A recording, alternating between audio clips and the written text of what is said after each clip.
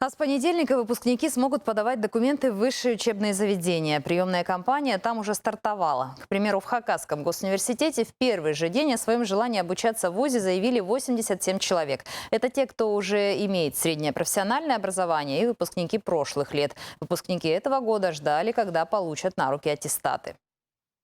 Своих первых абитуриентов Хакасский государственный университет встречал 25 лет назад. Тогда он только образовался. За прошедшую четверть века ХГУ выпустил 50 тысяч специалистов, среди которых немало известных людей. Многие поздравили родной вуз с юбилеем. О том, как прошли торжества, в репортаже Виктора Бурова.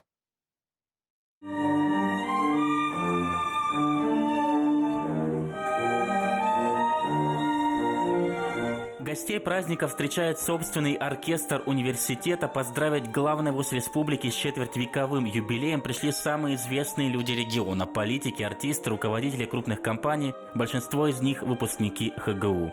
Этот вуз для нас обозначает огромную надежду, что мы все-таки исправим ситуацию с кадрами. Во-первых, медицинский колледж 85 лет. Он сегодня в структуре вуза, и более 100 выпускников ежегодно приходят в систему. Я посмотрел за последние 5 лет, 75% выпускников колледжа сегодня работают в медицинских организациях системы здравоохранения республики.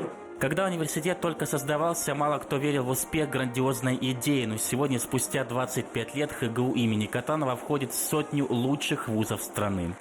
Считаю это замечательной, красивой датой, поводом проанализировать все достигнутое, найти новые потенциалы, новые силы для новых рывков, новых событий и новых открытий.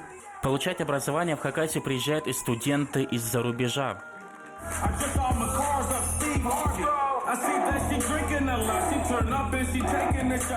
Университет был создан на базе Абаканского педагогического института в тяжелые 90-е. Собственный вуз не только повысил статус республики, но и помог утолить кадровый голод.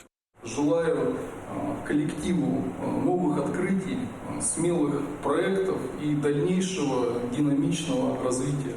За четверть века Хакасский госуниверситет выпустил 50 тысяч специалистов, многие из которых сегодня, благодаря своим талантам, известны далеко за пределами России. Но большинство выпускников все же остаются на родине, чтобы принимать активное участие в развитии республики.